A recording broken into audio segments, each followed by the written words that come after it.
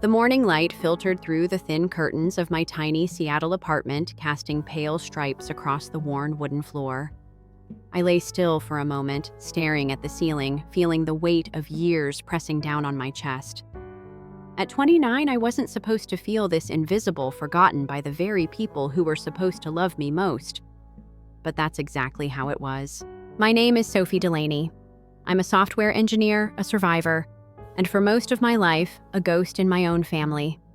7 years old when I was abandoned, sent away like an unwanted package. Left at a fire station in a city that never knew I existed while my parents chose a different life with their perfect son. Nate, the son who was everything I wasn't: healthy, adored, untouchable. That morning, like every other day lately, I sat with a cup of black coffee, scrolling through the endless flood of news, emails, and social media messages. Then it hit me, an image I couldn't unsee. A giant billboard plastered downtown, glowing bright against the gray Seattle sky. Save Nate Delaney. A photo of my brother, or so everyone thought. But it wasn't my brother. Nate didn't even know I was alive. How could they use me like this? Like some prop in their story, some tool to fix their mess.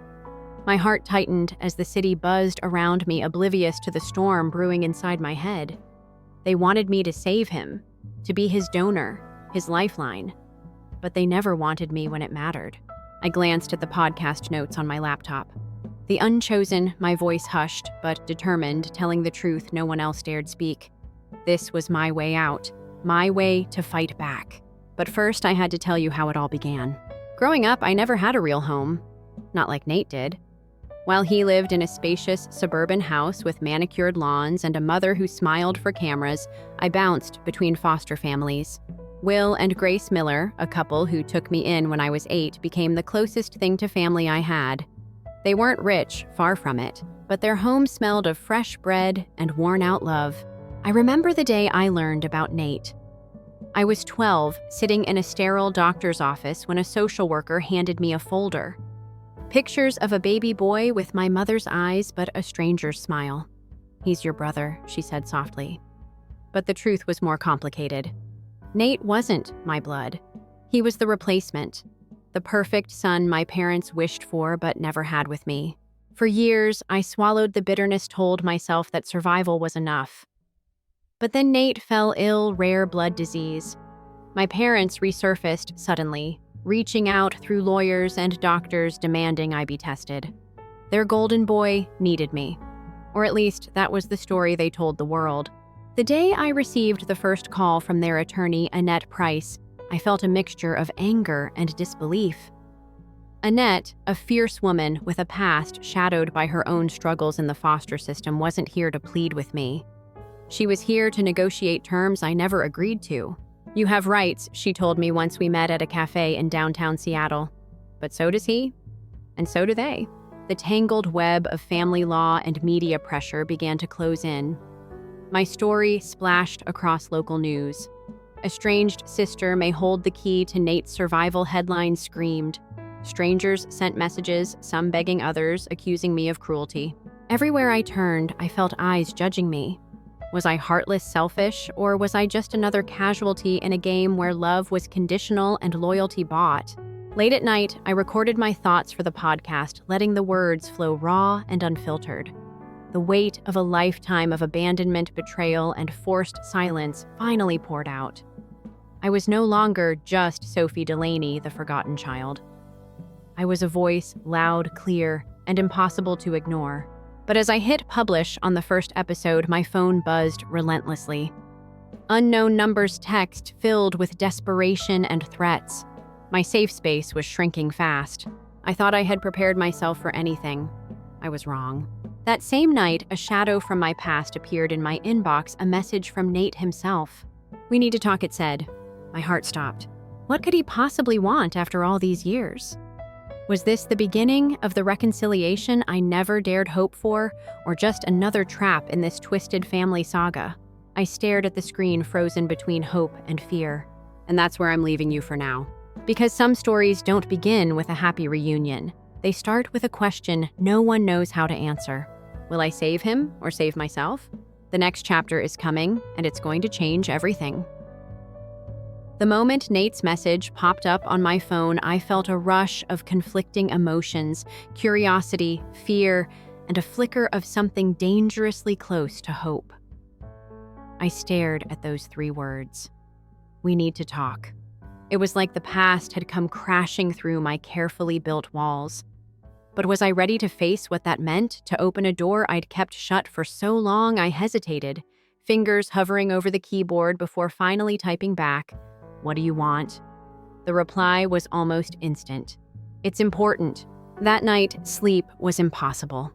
The Seattle rain pattered against my window, but all I could hear was the pounding of my heart.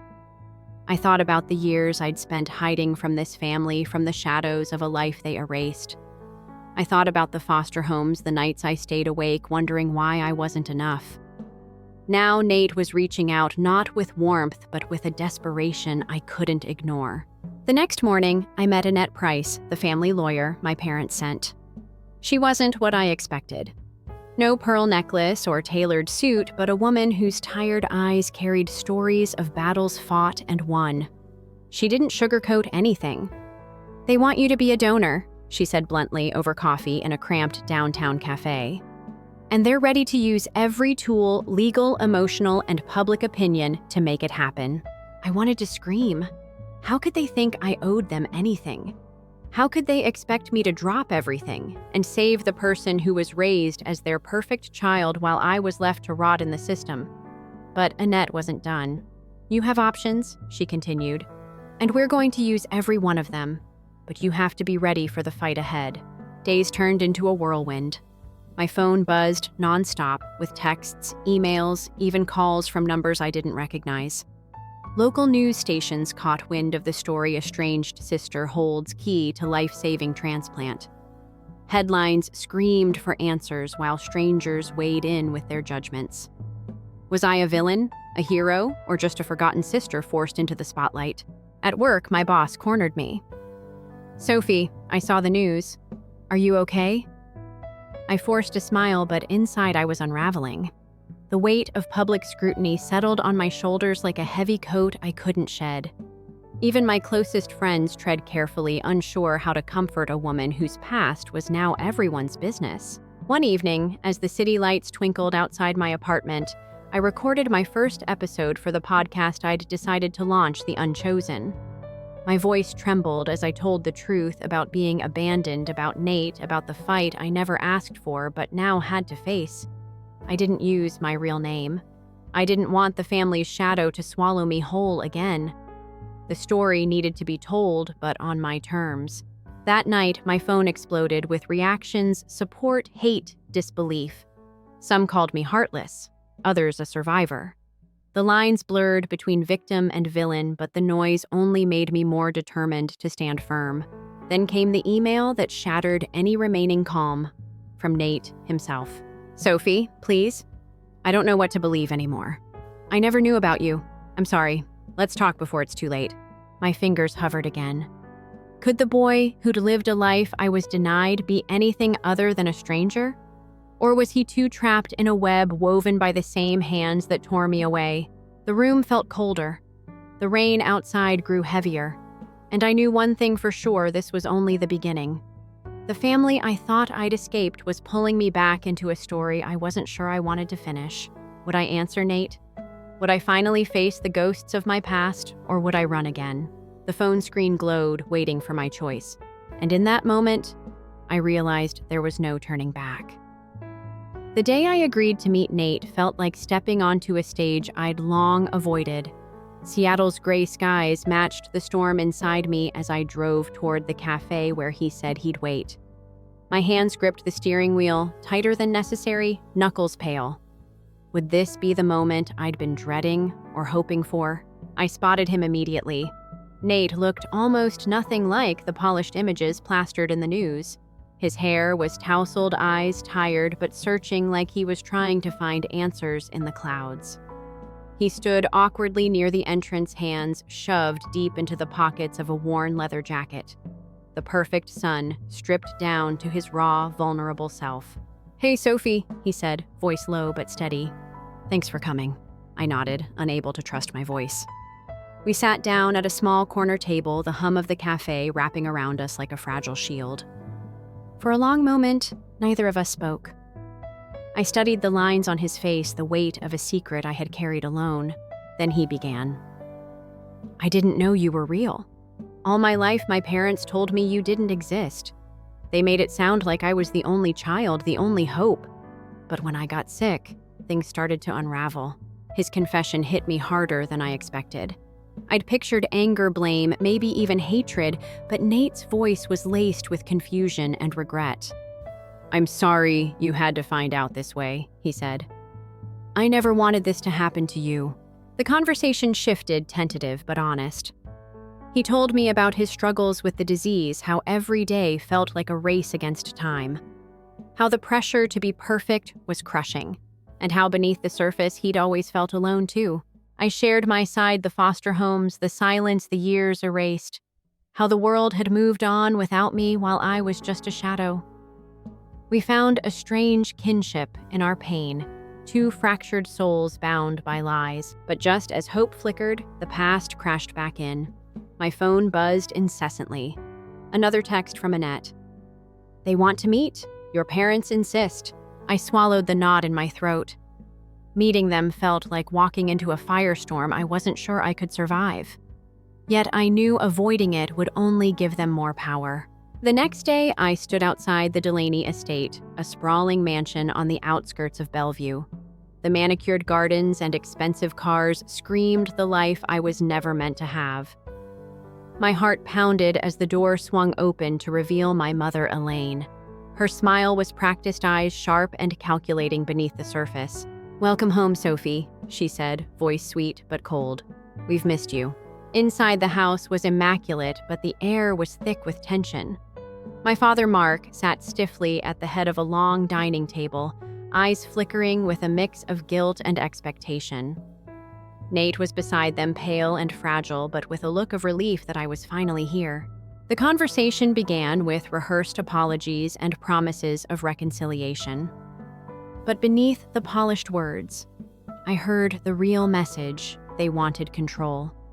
They needed me, my tissue, my marrow, my blood to save the perfect image they'd built. When I pushed back, questioning their motives, Elaine's smile faded. We did what was best for the family, she said sharply. You were inconvenient. Mark's voice was quieter but no less chilling. This isn't just about Nate's health. It's about keeping this family intact. You're part of that. Their words sliced through me.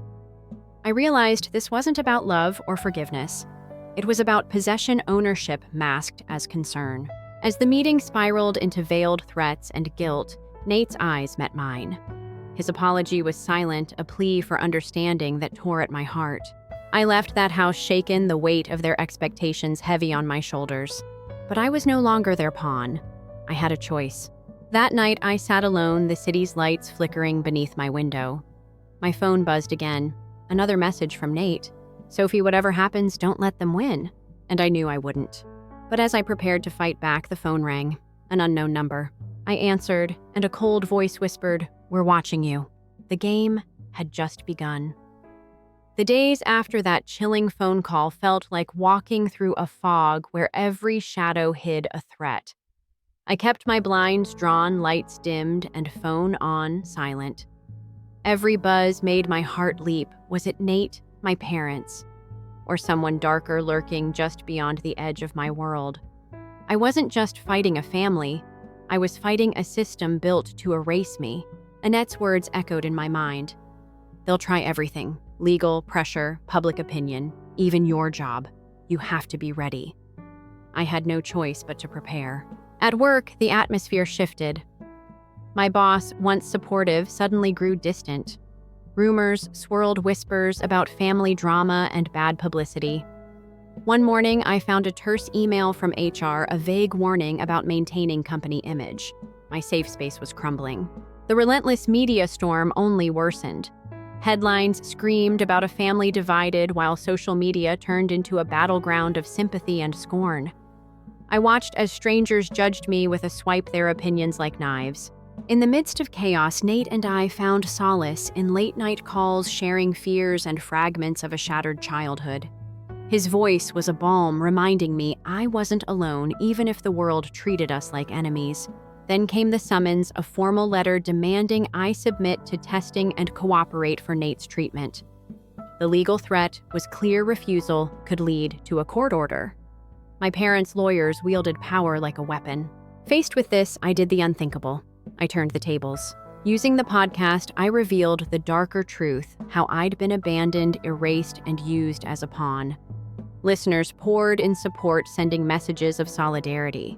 I exposed my parents' manipulation, their public facade shattered by voices demanding justice. But the backlash was brutal. Anonymous threats flooded my inbox. My address was leaked. The fear that had once lurked in shadows now stalked me in daylight. One night, as rain hammered against my window, I received a package. Inside, a photo of me as a child, taken secretly with a note, "You can't hide forever." That was when I knew this war was far from over. They were watching, waiting, ready to strike again. And I had to decide, fight harder or disappear completely. Before I could make my choice, my phone buzzed again. A new message from Nate. "I've found something. It changes everything." My breath caught. What secrets could still lie buried, and would uncovering them bring salvation or destruction? The screen glowed, waiting for me to take the next step. And so did my future. Nate's message that night was cryptic, but urgent. "Meet me tomorrow. I found proof something Mom and Dad have been hiding." The weight of those words pressed down on me as I sat in my small apartment, the glow of the laptop screen illuminating the scattered papers and empty coffee cups that had become my late-night companions. After all these years, a new secret. Could it be the key to finally understanding the real story? The next day, we met in a quiet corner of a downtown bookstore cafe. Nate's hands trembled slightly as he slid an old manila envelope across the table. Inside were documents, financial records, hospital bills, and bank statements. They painted a damning picture. My parents had hoarded money for years, funds that could have supported me during those foster years, but instead stayed hidden while I struggled. It wasn't just neglect, it was calculated. I felt a cold fury rise inside me. The betrayal cut deeper, knowing it was deliberate, not just reckless. Nate's eyes met mine, burdened with guilt. "I never knew," he whispered. They kept me in the dark, too. We spent hours piecing together the evidence. More than money, the files revealed how my parents had systematically erased me, not just from their lives, but from public records, photos, even conversations with relatives. A perfect lie crafted over decades. That night, the podcast took a new turn. I released a detailed episode exposing everything: the greed, the manipulation, the lies. The response was explosive. Support flooded in from listeners who'd faced similar family betrayals. Comments ranged from tears of empathy to outrage at my parents' cruelty. I wasn't alone anymore, but exposing the truth came with consequences. Anonymous threats, escalated emails turned hostile, and someone posted my home address online. Fear crept into every corner of my life. I began to question if the fight was worth it. Then, out of nowhere, a letter arrived, formal, legal, demanding I cease and desist from spreading defamatory claims. My parents' lawyers were tightening the noose, trying to silence me. Instead of backing down, I called Annette. Her voice was steady, fierce. "They're scared, Sophie. This is what desperation looks like. We'll fight back." Meanwhile, Nate struggled with his own demons. He confronted our parents, demanding answers. Their response was cold and evasive, refusing to admit any wrongdoing. It was clear they never intended to make amends. To them, we were just pawns. The divide between us and them widened. Old family friends took sides, some turning their backs, others caught in denial. The perfect Delaney image crumbled, but not without a fight. One evening, as Nate and I sat reviewing the latest legal documents, my phone buzzed again. This time, a text from an unknown number: "If Nate dies, it will be your fault." The message was chilling, a sinister reminder that their manipulation was far from over. My heart raced, a cold sweat breaking out. They were playing for keeps, and I was the target. I looked up at Nate. His face was pale eyes, dark with fear. "We have to be ready. he said quietly. And just as I nodded, my doorbell rang sharply in the dead of night. I wasn't prepared for who or what I'd find on the other side. The sharp knock at the door shattered the silence, sending a jolt through my chest. My breath caught the pounding in my ears louder than the storm raging outside. I wasn't ready for who or what I didn't know. Slowly, I opened the door, heart in my throat. Standing there was Nate, but not alone. Behind him, a woman stepped forward, her eyes steady, filled with quiet strength. "Annette, I'm here to help," she said softly.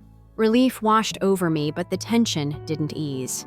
We had just crossed into new territory. The fight was no longer just about exposing lies, but taking back control. In the days that followed, Annette worked tirelessly. Legal battles, media strategy, and psychological support became my new routine. She pushed me to face my fears, reminding me that silence only gave them power. But the pressure didn't relent. My parents doubled down on their campaign, painting me as the villain in interviews and social media posts. Selfish, abandoning family, a threat to Nate's survival. The word stung, but I held firm. Then came the turning point. Through Annette's connections, we uncovered evidence that went beyond greed and neglect, documents revealing that my parents had deliberately withheld information about Nate's condition to control him, and by extension me. The revelation was staggering. They weren't just self-serving, they were dangerous. Armed with this, we prepared for a legal showdown. Court dates were set, and the community's eyes turned toward us. The Delaney name, once untouchable, began to crack under scrutiny. But amid the chaos, Nate surprised me. He chose therapy, facing years of manipulation and realizing the toxic grip his parents had on him. Watching him reclaim his identity was both painful and hopeful. One night as I sat alone in my apartment, a letter arrived, formal and final. Nate had legally changed his last name, severing all ties. The message was clear, he was done. For the first time, I felt a flicker of peace. But peace was fragile. The next morning, a voicemail greeted me. My mother's voice, weak and trembling, claimed she was dying, begging for forgiveness before it was too late. I stared at the phone, emotions swirling. Was this another manipulation or a last chance at closure? Before I could decide, another message arrived from my father, cold and accusing. "If Nate dies, it's on you." The weight of their words threatened to crush me. And then, as if the storm wasn't enough, my phone buzzed again. Unknown number. The message, "You can't run from this forever." The fight was far from over, and I was running out of time. The silence that followed the storm was deafening. Nate and I had finally cut the last ties, the legal papers signed. The names changed, the lies exposed. For the first time in my life, I felt what true freedom tasted like. It wasn't a grand celebration or a sudden rush of joy. It was quiet, steady, like breathing deeply after being underwater too long. I moved away from Seattle, settling in a small cabin in the mountains of Iceland, a place as far from my past as I could get. The cold air and endless skies gave me space to heal, to rebuild not just my body, but my soul. Every morning, I walked through fields of wildflowers, the weight of decades slowly lifting. Nate stayed behind but found his own peace. Therapy became his anchor, and he began crafting a life free from the shadows of our parents. We spoke less, but always with honesty, no longer bound by expectation or guilt, just brotherhood forged through pain and resilience. Meanwhile, the Delaney name faded into whispers and scandals, their once perfect image shattered by the truth we refused to hide. Friends turned away, finances dwindled, and their desperate attempts to regain control only dug them deeper into isolation. One evening, I received a letter not from them but from a distant relative. Inside was a map and a note. "There's something you deserve to know, something they tried to bury." Curiosity pulled me back toward a past I thought I'd left behind. The map led to a safe deposit box hidden in a bank across the country. Inside, documents revealed a forgotten inheritance, assets my parents had hidden away, money that was rightfully mine. But this wasn't about wealth. It was about justice, about reclaiming what was stolen, not just material things, but my identity, my history. As I sat alone in the dim light, phone buzzing softly beside me, a message appeared on the screen from an unknown number. Don't think this is over. They're coming back. My heart pounded. The fight wasn't just about survival anymore, it was about facing the ghosts that refused to die. I stared at the message, knowing one thing for sure: freedom had a price, and I was ready to pay it. But were they mine? The air in Reykjavik was crisp the day I boarded the red-eye to Chicago. I'd spent nearly 8 months in Iceland trying to rebuild a life from the rubble of betrayal. The cabin, the still mornings, the silence, it had all healed something in me. But healing doesn't erase the past. And the message I'd received, the one that warned they're coming back, reminded me that some ghosts aren't content to be buried. The map I'd received from a distant cousin led to a forgotten bank vault in downtown Chicago. I knew it wouldn't just hold dusty documents or dusty jewels. This was a vault of secrets, ones powerful enough to finally bring the Delaney's to their knees. Inside the safety deposit box, I found a collection of letters, legal documents, and a birth certificate. Mine. Only it wasn't signed by Mark and Elaine Delaney. The name under mother read Gwendolyn Reed.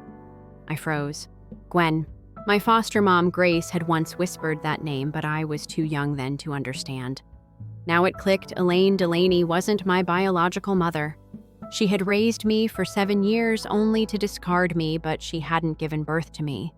That explained the coldness, the indifference, the need to erase me. The legal papers went deeper. Custody transfers, large sums of money wired to an adoption facilitator who operated in legal gray zones. It wasn't a family secret, it was a cover-up. I recorded the entire vault discovery for the podcast. I spoke slowly, deliberately, as I read each document aloud. My voice didn't shake, it burned. The episode went viral within hours. Journalists started digging. Gwen Reed, my real mother, had died of cancer 10 years ago. She had signed over custody to a wealthy couple under immense financial pressure. There were letters she'd written to me, letters Elaine had hidden. In one, Gwen wrote, "I hope one day you'll forgive me. I never wanted to lose you. I just didn't know how to fight them." I cried harder reading that than I had in years. Annette was furious, quietly, of course, in her steely lawyer way. This isn't just exploitation, it's trafficking. And it's time we bring it to light. She and I filed a federal lawsuit against Mark and Elaine Delaney for fraud, psychological abuse, and conspiracy. It wasn't just about what they did to me. It was about every child who had been treated as a transaction. The courtroom was packed the day the trial began. Nate sat behind me, not beside our parents. His presence mattered. He testified on my behalf, reading aloud emails he'd found, ones proving they'd deliberately kept my existence from him and from everyone else. "I thought I was the only child," Nate said, voice quivering. "But I see now I was a shield. They used me to justify their erasure of Sophie." Elaine's lawyer tried to paint me as unstable, a bitter sister with a vendetta. But the documents didn't lie. The forged records, the payments, the concealed letters, the DNA test results. The jury took less than 5 hours to deliberate. Guilty. Mark and Elaine Delaney were sentenced to 5 years each, less than they deserved, but more than most families like mine ever saw. The judge's words stayed with me. "Your actions were not only unethical, but cruel. You denied a child love, identity, and safety for vanity." After the verdict, I walked out into the Chicago cold. Nate stood waiting. "You saved me," he said, "not just with your marrow, but your truth." We hugged for the first time without weight or guilt between us. 6 months later, I returned to Iceland, but not to hide. I launched the Reed Foundation, named after my real mother, to support children who aged out of foster care without closure or family. Annette came on as legal director. Nate donated the first $1 million. Our parents tried to appeal. They failed. The Delaney name, once pristine, was now synonymous with betrayal. And me, I wasn't just the forgotten sister anymore. I was a survivor, a witness, a legacy they couldn't erase. And if they ever tried to rise again, I had 3 words waiting for them. I remember everything. Story 2. I eased back in my leather swivel chair on the 45th floor of the Empire State Building, inhaling the rich aroma of my dark roast. The Manhattan skyline outside my corner office window glittered like a circuit board, distant headlights weaving through the streets, neon signs pulsing in time with the evening rush. I tapped Join Meeting on my laptop, bracing myself for another routine quarter-end check-in with Rachel King from Moments Crafted Events. Except this time the air felt different, electric, as if the city itself was holding its breath. Rachel's face materialized in a polished home office, her shoulders tense beneath an elegant blazer. Behind her sleek shelves displayed glass trophies, Planner of the Year, Top Corporate Event Designer, all awards I'd quietly paid for through Summit Hospitality Group contracts. She cleared her throat. "Erin, I'm really sorry to say this, but Jenna's baby shower this Saturday, your name has been removed from the guest list." Her voice wobbled like a violin string on the verge of snapping. On screen, a PDF contract hovered, $30,000 deposit non-refundable clause, highlighted in neon yellow. "Your family insists on keeping the deposit," Rachel added, her eyes darting away. Oddly, my heart didn't pound. I took a slow sip of coffee. The bitterness grounded me. "They gave you a reason," I asked, voice calm enough to startle even myself. Rachel clicked her tongue. "They said you, quote, don't fit the vibe. Only successful high-status guests." Her jaw tightened. I'm sorry." A soft chuckle escaped me. "Vibe?" I set my mug down, watching steam curl into the air like ghosts of all those dinners I'd quietly subsidized for this family. "Rachel, please cancel the entire event. All venues, catering, spa packages, every detail." My words held the weight of a verdict. Moments, Crafted Events, Lakeside Hills Country Club, Blue Ribbon, Catering Comb, Seaview Bay Resort. None of it moves forward.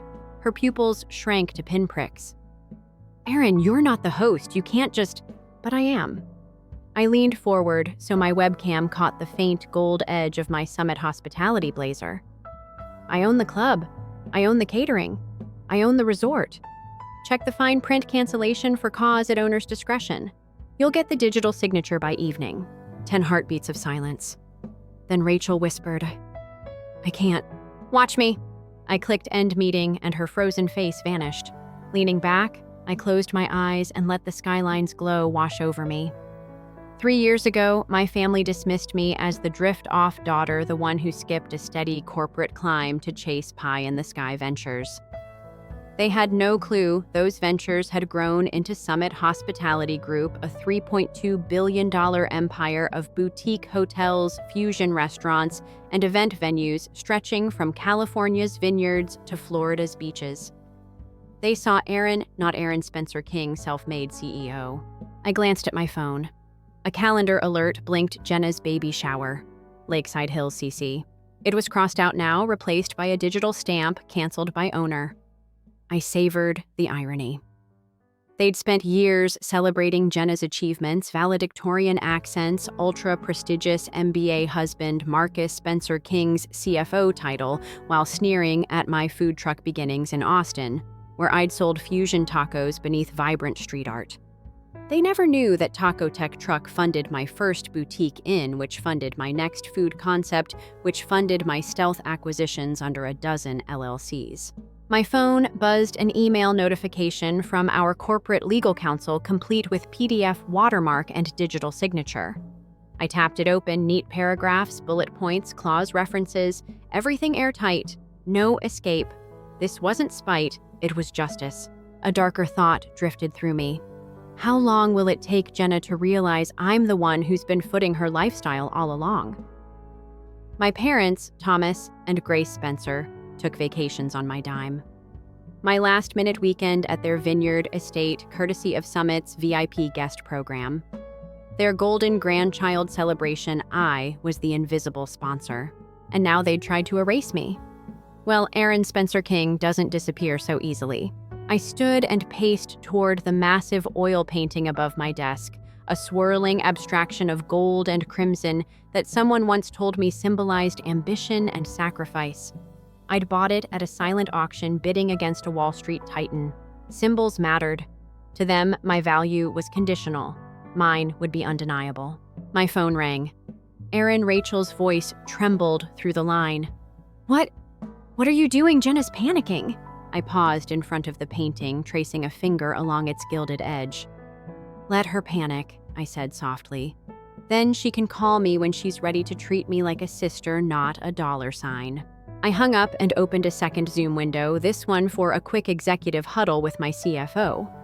Typing furiously, I instructed him to prepare a detailed report of every financial transaction with Spencer King Family Enterprises over the past 5 years. Country club dues, wedding costs, spa retreats, private chef services, line items that added up would make even Wall Street blush. My pulse quickened as I reviewed preliminary figures: nearly $1 million in direct subsidies, another $500,000 in waived fees. Numbers don't lie. Figures speak truths that family dinners and holiday toasts can't erase. As I hit send, my phone pinged again, this time with a text from an unknown number. "Meeting Jenna in 30. I frowned. Who would dare schedule a face-to-face with me right now? No name, just a time. My mind raced. Could it be Marcus trying to broker peace, or Dad, guilt-ridden and desperate? Maybe even Jenna herself begging for reversal. I typed back, "Who is this?" Seconds later, another ping, "Your sister's in early labor." My breath caught. Jenna's baby shower this Saturday was just a celebration, her moment in the sun. Early labor at 30 weeks. The room felt suddenly too small, too quiet. I closed my laptop, heart hammering against my ribs. Outside, the lights of Manhattan shimmered, oblivious to the storm gathering inside. Everything I'd built, every silent sacrifice had led to this moment of reckoning. Now fate was rushing the due date. I grabbed my coat, glanced one more time at the skyline, and whispered to no one, "Let's see how they handle real crisis when I hold all the cards." Clicking off the light, I strode toward the elevator and the next entirely unexpected twist waiting to shatter every expectation. I stepped into the elevator, heart hammering against my ribs as those 3 words, "early labor," echoed on my screen. The doors slid shut with a metallic whisper reflecting neon city lights in the polished steel walls. My reflection flickered Emily Hartman Johnson on the outside, but inside I felt raw and unsteady. I fumbled for my phone fingers, shaking as the display lit up with another message, St. Gabriel's North Wing, Room 5C. "Hurry!" Adrenaline flooded my veins. The anger I'd savored all morning was replaced by a fierce protective urgency. The Mercedes S-Class glided to a stop at curbside 2 minutes later. I collapsed into the buttery leather, telling the driver in clipped tones, "St. Gabriel's Medical Center North Wing, now."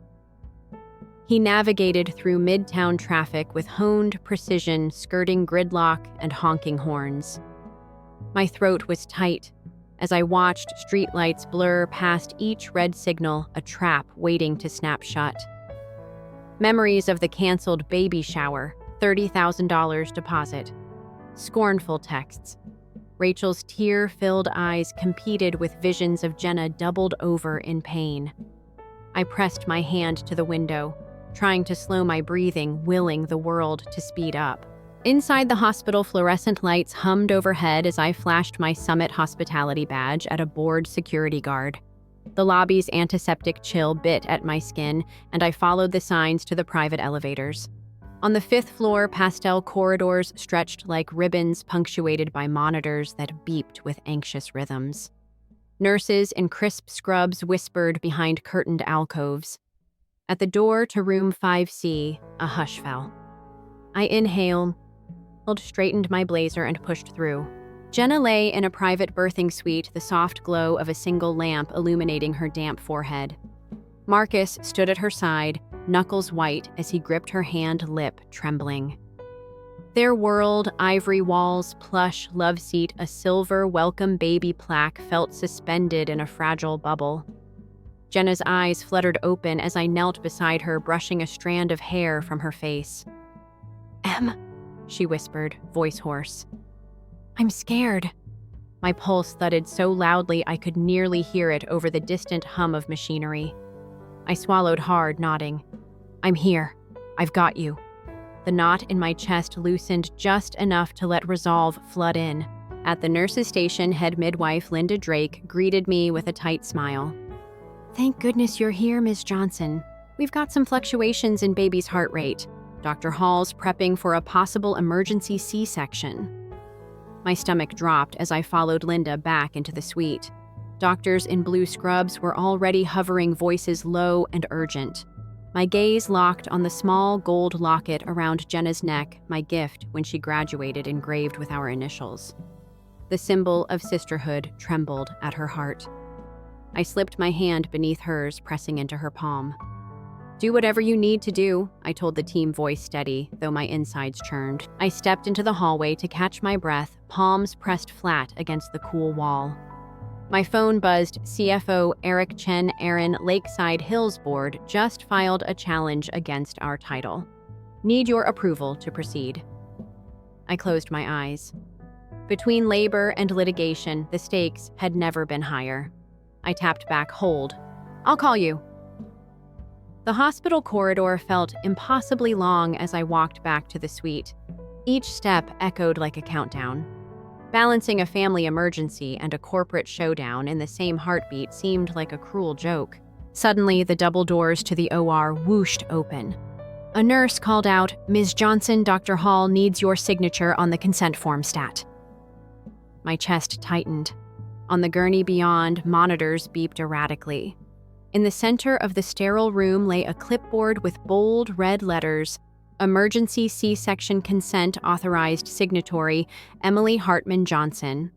My name was printed there as if someone had already assumed I'd stand in for Jenna without question. The bright surgical lamps felt like interrogation lights. I glanced at the anxious faces of Marcus and Linda. Marcus's eyes implored, "It's now or never." My hand hovered over the pen. If I signed, I'd save Jenna's baby, but I'd also tie my own liability to this operation. If I refused, I risked the baby's life. The overhead light cast my reflection on the sterile tile half-sister, half-CEO, entire decision-maker. Then my phone buzzed again. Court documents served Spencer King family injunction against event cancellation. Lakeside Hills must remain closed to all until hearing. No exceptions. My breath caught in my throat. Could I even proceed with my sister's surgery if the county court barred the venue's use, including emergency procedures? My vision blurred with tears and fluorescent glare.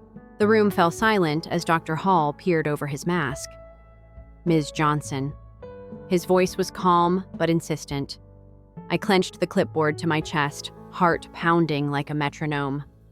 I swallowed around the lump in my throat, every fiber of my being screaming that family came first. But the law, my own law, might be standing in our way. My hand shook above the signature line. Time slowed. I closed my eyes, bracing for the choice that would change everything. Then, before I could decide, the hallway door burst open, and a frazzled hospital administrator stormed in, waving papers. "Emergency update," she shouted. "You're not going to believe this." The surgical staff froze, and all eyes turned to her. I stared, pulse stuttering. Whatever she'd discovered, I knew it would tear open a new layer of chaos just when I needed to hold everything together. The surgeon exchanged a grim look with Linda Drake. I swallowed hard, gripping the edge of the gurney.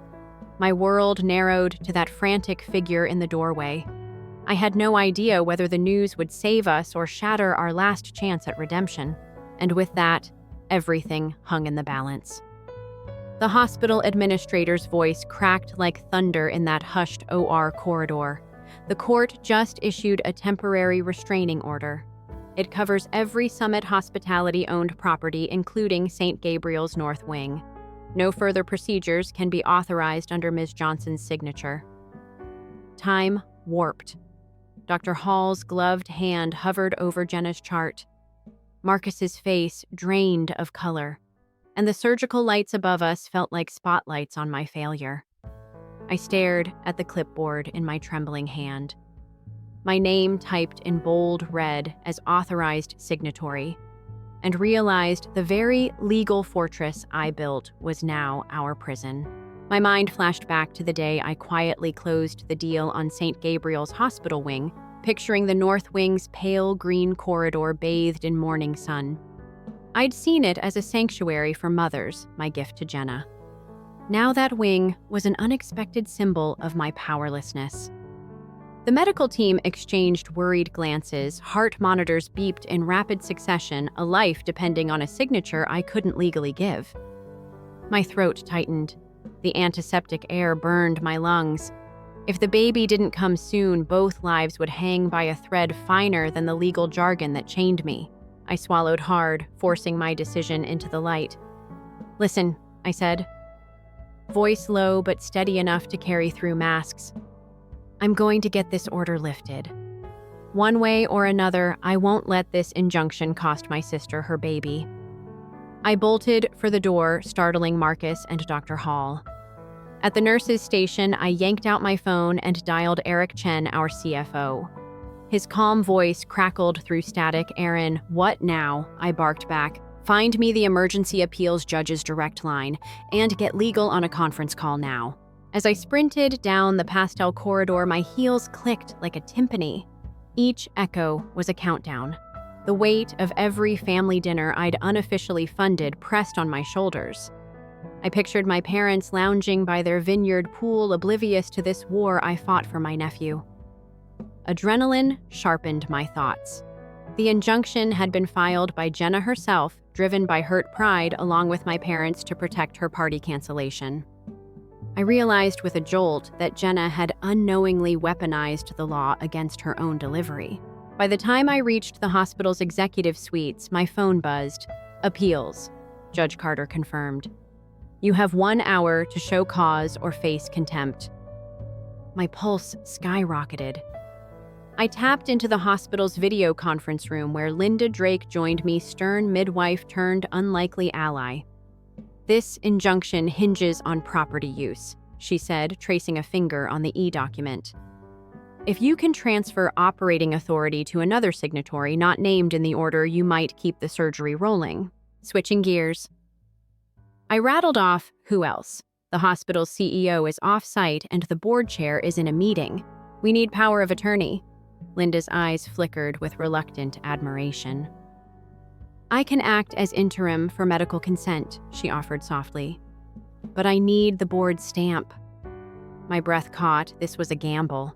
It meant handing over my tightly controlled empire to a stranger, hoping she'd do what I needed without a hitch. Back in the OR, Dr. Hall approached. "Ms. Johnson, they're prepping the scrub team. What's our decision?" I bit my lip, then nodded. "Proceed." "Linda Drake has medical power of attorney pending digital transfer. Get it notarized now." I sprinted back to the executive wing, dragging a nurse and Linda in tow. On the touchscreen notary portal, we uploaded documents, signatures, scrolling across the screen like a high-stakes stock ticker. Every digital flourish felt like life or death. Meanwhile, my phone chimed again. Marcus just filed a motion to vacate the injunction under emergency grounds. A flutter of hope stirred, but I couldn't breathe easy until every signed icon turned green. Then Linda grabbed my arm. "It's done." We sprinted back, and I burst into the OR just as the gurney doors slid shut behind Jenna. The surgical team braced. Dr. Hall looked at me, relief and urgency in his eyes. I gave a curt nod and they lifted the sterile drape. I sank against the wall, heart pounding through my collarbone. Symbols of privilege, my tailored blazer, the gold locket I'd given Jenna felt pointless here. The only symbol that mattered was that tiny life fighting to enter the world. Marcus hovered beside me, his tie, undone hair, mussed. "You did it," he whispered, voice raw. I nodded, too drained to speak. The OR door swung open a sliver. A court-martial in a crisp suit strode in, handcuffs at his belt. My blood froze. The judge's clerk trailed behind, waving a sheaf of papers. "Judge Carter's orders," he said, voice booming. "We're here to enforce the injunction. This surgery is ordered to stop immediately." The surgical lights flickered, and the scrub nurses paused mid-step. I felt my world collapse into crackling fluorescent light and the stainless steel chill of authority. Dr. Hall protested. This is a matter of life and death." The marshal raised a hand. "I have orders." My chest constricted. Jenna's muffled cries cut through the tension. I lunged forward, heart in throat, and screamed, "You can't do this!" But my voice was swallowed by the clicking of handcuffs and the faint beep of fetal monitors. In that suspended moment, suspended between birth and nightmare, justice and mercy, the weight of every boardroom battle, every silent check I'd written for my family bore down on me. The courtroom had followed me here, turning my sanctuary into a cage. I glanced at Linda Drake, her face pale but resolute. Behind her, Marcus's shoulders sagged in defeated shock. I realized then that the real twist wasn't the injunction itself, but that my sister's fight for respect had almost cost her child's life. The marshal flipped open his folder. Procedure halted. The OR lights dimmed, and the gurney lay inert at the center of the room. Jenna's faint cries echoed down the hallway. I stood frozen, the cold steel walls closing in. My empire of glass towers and neon skylines felt a world away.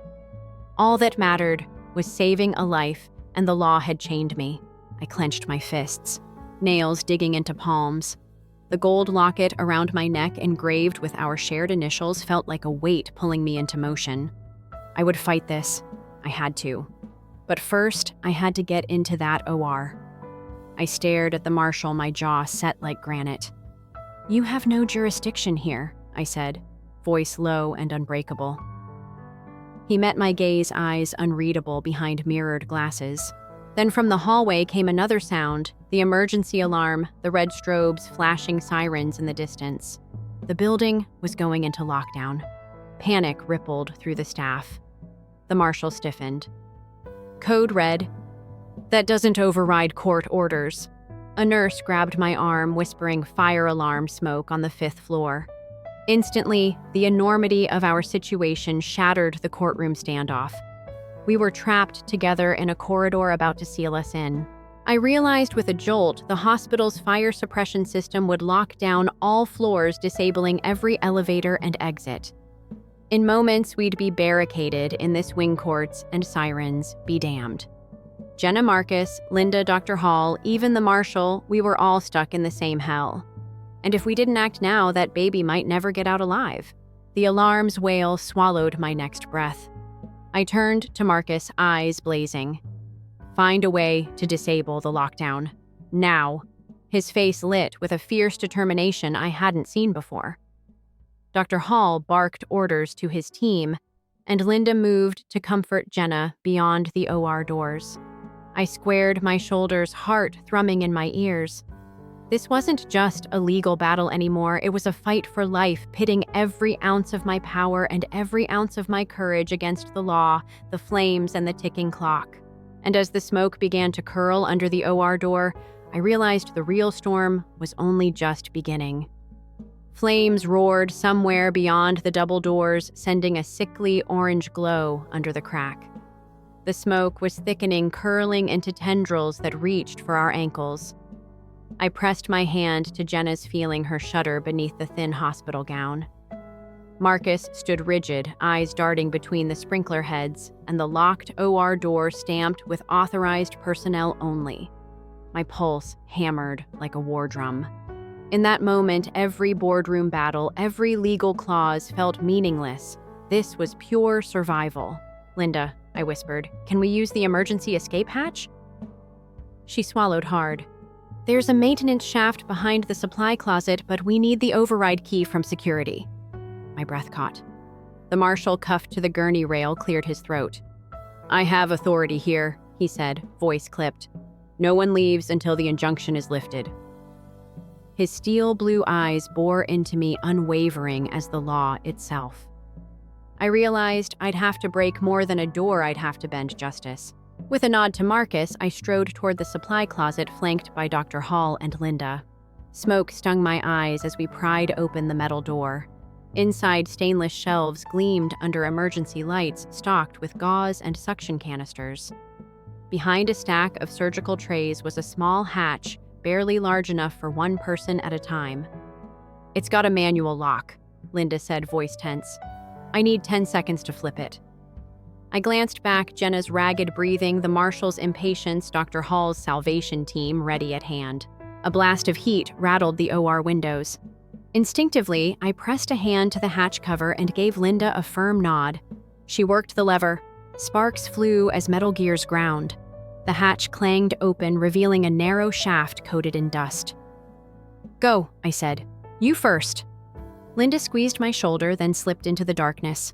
My phone vibrated. Eric Chen Powers out on 5th floor. "Emergency generators down. I'm calling maintenance." I swallowed. No lights, no elevators, no guarantee the shaft was safe. Dr. Hall hustled down the corridor carrying a portable incubator unit with the baby's latest heart trace monitor. Marcus followed, lugging medical bags. I stayed behind to unlock the OR door, my fingerprint on the scanner, the override code still fresh in my mind. The lock clicked, and the door swung open into a haze of smoke.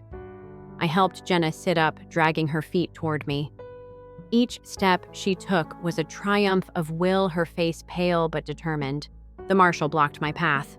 "You can't do this," he barked. His radio crackled. Fire code read containment protocol active.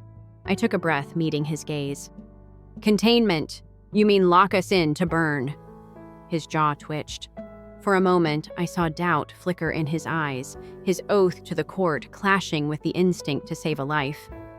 I pressed the locket I'd given Jenna, the one with our initials, into his hand. "Do what's right." He stared at the gold, then sank back. "Lead the way." We shuffled into the hallway. It was a tunnel of smoke and eerie red light. The only sounds were our labored breathing and the distant crackle of flames. I held Jenna's hand, her small fingers limp around mine. Every breath she drew was a borrowed second. Ahead, Linda's silhouette emerged from the shaft, soaked in sweat and soot. "Go," she urged. Marcus lifted Jenna onto his shoulders as if she weighed nothing, determination etched on his face.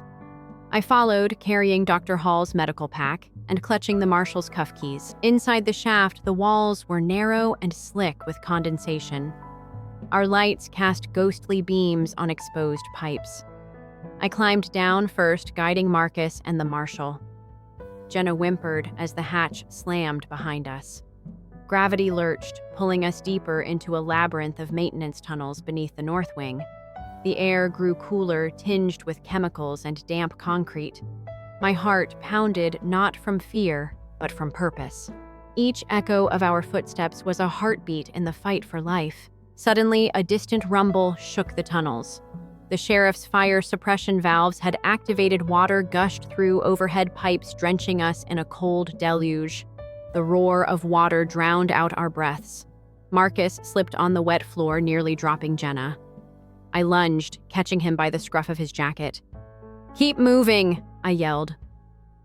The marshal's cuffs fell open under my fingers. He stepped past me, unbound, his duty now to our ragged convoy rather than court orders. At the end of the corridor, a heavy fire door loomed, its metal bulk painted with chipped red emergency markings. A keypad blinked, awaiting a code. Time slowed. Jenna's shallow breaths crunched in my ears like fragile glass. I punched in the override, 1974, the year Summit Hospitality was founded, etched into my memory. The lock clicked and the door swung open onto a stairwell lit by flickering exit signs. We stepped into a cascade of rushing water and heat, a flooded staircase spiraling downward. Water rose around our ankles as we descended. Each step felt like wading through a river in a canyon. The fluorescent exit signs buzzed overhead, guiding us toward level 3. My blazer was drenched, plastered to my arms like a second skin. I glanced back, Jenna huddled against Marcus, her hair soaked and her breathing steadier in the cooler air. The marshal cleared his throat. "I underestimated you," he admitted, voice echoing. "You're relentless." I managed a tired smile. It has to be this way.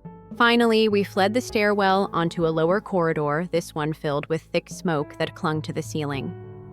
Beyond the smoke, we saw flashing red lights of emergency vehicles through a shattered window. Firefighters in turnout gear stormed inside, axes gleaming. A captain shouted orders. Instinctively, I stepped forward, lifting my badge. "Emily Hartman Johnson," I called out, voice hoarse. "We've got a live mother and child C-section in progress. They need priority." The captain paused, scanning my soaked figure and the marshal beside me. Then he nodded, barking, "Come with me." As we followed him through the haze, I realized the irony. The same city skyline I'd watched from my 45th floor office now flickered with fire truck lights at ground level. Newman Plaza loomed outside, drowned in smoke, the grandeur of my empire reduced to urgent rescue scenes. Yet in that moment, standing among firefighters and paramedics, I felt a strange sense of unity with strangers bound by one purpose: saving a life. The captain led us to a makeshift triage area. Marcus carried Jenna to a waiting stretcher as Dr. Hall and Linda rushed to her side. I held back, heart clenched. A firefighter knelt beside me. "We'll keep you posted," he said, handing me a radio. The shriek of sirens and the hiss of water hydrants merged into a relentless symphony. I raised the radio voice, cracking, "Priority evac for mother and infant, St. Gabriel's Level 1 fire code." He clicked the radio, and the voice on the other end murmured, "Copy that." Medevac chopper prepped on the roof. My breath caught. A medical helicopter at sunset, another symbol of Extreme's luxury flight turned life-saving. We'd made it out of the court's cage through fire and flood to this edge between life and hope. Then my phone buzzed in my pocket. I fished it out, 3 missed calls from Dad, 1 from Mom, 1 from Jenna's number. My hands trembled as I dialed home. I needed to hear their voices to know they understood why I'd torn apart injunctions and corporate charters for this moment. Before I could hit call, the radio crackled urgently. "Helicopter inbound. Clear the landing zone." I looked up as the sky above was pierced by the thrum of rotor blades. The orange glow of sunset mingled with flashing red strobes. In that surreal twilight, I realized we'd crossed a threshold from boardroom battles and family grudges to a fight for life in the sky. I stepped forward, voice hard as steel. "Let's get them airborne." But as I reached the clearing, a figure emerged from the smoke, someone I never expected to see here. The late-shift night nurse, Rosa Martinez, her face streaked with soot, clutching a small bundle wrapped in hospital blanket. It wasn't Jenna's newborn. It was something else entirely. She paused under the rotor wash, eyes wide, and whispered, "You need to see this." My heart lurched. Whatever she held in her arms was not what I thought, and it threatened to rewrite everything I believed about this emergency. Rosa appeared at the edge of the landing zone, her scrubs plastered to her skin, cradling a clear, neonatal isolette like a treasure chest. My heart lurched. At first, I thought it was another oxygen tank or a surgical specimen, but the rhythmic, fragile beeps from inside told me what I needed to know: that slumbering form was Jenna's baby. My breath hitched as I sprinted forward, brushing past firefighters who snapped to attention at the sight of the medevac team. Marcus was already there, lifting the isolette into the cabin as paramedics ushered Jenna aboard in a wheelchair. Her eyes closed, but breathing steadily. The pilot gave me a curt nod. 15 seconds. I pressed my palm to the plexiglass, feeling the baby's heartbeat through my fingertips, steady but so small it could slip away in an instant. I vaulted in after Jenna, settling onto the jump seat and fastening the seatbelt around her shoulders. Marcus slid in beside me, still clutching the isolette as if it were a golden relic. The rotor blades shrieked to life, flinging a storm of dust and vines across the vineyard below. Inside, the cabin rattled like a tin can. I hovered over the isolette eyes, scanning the monitor, heart rate 90 beats per minute, low for a newborn. The medic squeezed my arm.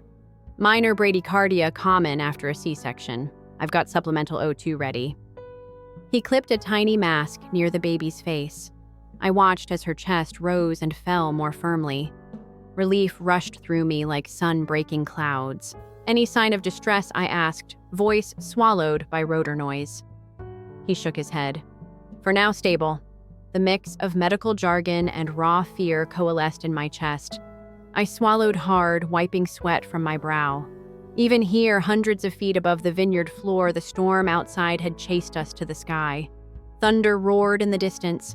I stared out the window, dark clouds roiling over Napa County, lightning flashing like barbed wire. Suddenly, the pilot's voice crackled, Engine 2 at 60% possible ice ingestion. We're diverting to County General. My stomach dropped. We weren't heading toward a level 1 NICU anymore. We were fighting the weather. County General is 20 miles east, Marcus said, voice tight. That storm front hits in 10 minutes. I pressed my forehead against the window, the code red sky smeared with violet. We'd already outrun a lockdown, a court injunction, and a hospital fire. Now we were grappling with nature itself. The baby monitor's pace slowed, a lull before panic. I gripped the isolette's handle. Do we have alternate landing zones? The medic consulted his tablet, eyebrows knitting. Only the old airfield near St. Helena. It's unstaffed, but road crews keep the runway clear. I nodded, resolute. Plot that course? The pilot banked northeast, tilting us toward the patchwork of vineyards. Below, rows of twisted vines looked like frozen green fingers pointing up. Lightning bled across the sky, illuminating terraced hillsides. I sucked in a breath, the acrid scent of fuel and ozone stinging my lungs. Each jolt of turbulence felt like a warning failure wasn't an option. I closed my eyes, picturing the gold locket at home, the one I'd given Jenna years ago, engraved with our intertwined initials. It symbolized every promise I'd made to her to be there to protect, to lift her up. Now that locket felt like a talisman in my pocket. We descended onto the airfield in a skidding flare wheels scraping concrete. The wind roared through the open hatch as paramedics slid the isolette onto a wheeled stretcher. I jumped out, rain stinging my cheeks. The runway lights flickering amber led us to a waiting ambulance. Jenna's pale face peeked from beneath a blanket. "Em," she whispered, voice raw. I leaned down, kissing her forehead. "You're safe now." Inside the ambulance, the bay was a whirlwind of motion medics securing the baby regulators clicking into place. The siren screamed as we accelerated toward County General's ER entrance, its sterile facade silhouetted by the storm. I climbed up next to Marcus. He looked at me, eyes gleaming with tears and gratitude. "You did this," he said. "You saved her." I shook my head, breath ragged. "We did it together." But my phone buzzed urgent Spencer King shareholders calling an emergency meeting to replace you as CEO.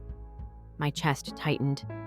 Even now, as my sister's miracle unfolded, the board was plotting my downfall. I slid the phone back into my pocket, heart splitting in two. Here, life and death. There, corporate power plays. The contradictions of my world collided, and I realized there was no pause button. The ambulance skidded to a halt at the ER doors.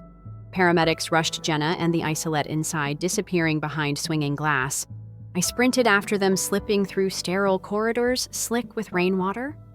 A nurse directed me toward a curtained bay, white walls, fluorescent glare, the scent of disinfectant heavy in the air. There, nestled on a warming table under a radiant heat lamp, lay our nephew, perfect, fragile, swaddled in hospital blanket. Marcus slid in beside Jenna's bed, cradling the baby. She blinked up at him, exhausted but alive. I reached out, tears stinging my eyes as I touched the baby's tiny knuckles. He grasped my finger, a living tether I'd fought to protect. In that moment, the world narrowed to that grip, the irrefutable proof that family was worth any battle. Suddenly, the bay doors burst open. A stern-faced doctor in a crisp white coat strode in, a clipboard in hand. "We have a complication," she announced, eyes flicking to the baby's monitor. The line had flattened for a split second, an arrhythmia we hadn't anticipated. My heart lurched. Jenna gasped and gripped Marcus's arm. The doctor's gaze met mine. "We need to transfer him to the NICU stat." I felt blood drain from my face. We'd outrun the court, the fire, the storm, only to be stymied by a tiny heart. "Will he?" Jenna's voice cracked. The doctor hesitated, then nodded. "He's stable for now. But we need specialized care." My mind raced. There was no closer NICU. County General's was the only facility for 30 miles. And with the storm still raging, the roads were flooded. I swallowed breath, coming in short bursts. "What about the private transport?" I looked at the doctor. Summit Aviation can mobilize a medevac team in 20 minutes. Her eyes widened. We can't wait that long if he destabilizes. I glanced at Jenna, her face drawn with fear. Every instinct screamed that we needed surge capacity now. Then my phone buzzed again. Board resolution passed. Marcus Spencer King, named interim CEO pending your return. You're under investigation for misuse of company assets. The message glowed like an accusation I'd risked everything financial, legal, emotional to save this family, and they'd seize that moment to strip my power. Rage and despair tangled in my chest. I turned to the doctor. Put him on the intra-hospital transport ventilator. I'll arrange a medevac car on standby just outside. She nodded, and the team swarmed around the isolette. I called on my last reserve of calm. Get him stabilized. I'll handle the rest. As they whisked him away, Jenna reached out. I'm sorry. Her apology was unnecessary. I squeezed her hand. He's our miracle. Alone in the corridor, I pressed my back against the damp wall phone clutched in my palm. The storm's thunder rolled overhead. I thought of the court injunction, the board's betrayal, the storm rising on every front. But I also felt the warmth of that newborn's grip on my finger, a reminder that some bonds transcend every crisis. Lightning flashed through the hospital windows, illuminating my reflection in the glass CEO sister guardian roles, colliding in a single heartbeat. My phone buzzed again with another shareholders text emergency vote at 3 p.m. today. Your presence required. I rubbed my temples. The storm outside was nothing compared to the one I faced now, a race against time to save my nephew and my legacy. I squared my shoulders, straightened my wet blazer, and stepped forward. Ahead lay a path I'd never wanted to walk, one that would test every ounce of loyalty, every thread of family, and every drop of courage I had left. And as the thunder rumbled like a war drum, I realized that the real battle had only just begun. The rain had slowed to a misty drizzle by the time I stepped outside the hospital's emergency bay, blazer still soaked hair clinging to my neck. The storm had moved east, but inside me it was just beginning. My phone buzzed again. Eric Chen. I picked up. Aaron, he said, breathless. Marcus just called an emergency board vote to permanently remove you as CEO. They're citing emotional instability and conflict of interest. It's happening in 30 minutes on Zoom. I stared across the slick hospital parking lot. My nephew was upstairs in NICU. Jenna was unconscious, sedated. And the man who just tried to carry her through a fire was staging a coup. Send me the link, I said, and prep the shareholder breakdown. Full voting rights, every trust account proxy delegation. Pull it up now. Yes, ma'am. I slid into my car and threw the heat on full blast. My soaked locket stuck to my chest. I turned the visor mirror down and stared into my own eyes. I'd faced down real fires. I wasn't going to lose my company to a man who leveraged my name at cocktail parties and now wanted to erase me. By the time I reached my penthouse suite in Midtown, the call was already assembling. Faces flickered on-screen, directors in mahogany-paneled offices, silent proxy holders dialing in from Cayman holding companies. Marcus sat dead-center, jaw-clenched, navy tie, immaculate. But his eyes twitched when I joined. Aaron, he said flatly, we didn't expect you to join. You should have, I replied, pulling the towel from my hair.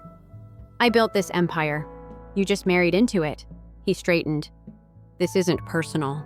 It's fiduciary responsibility.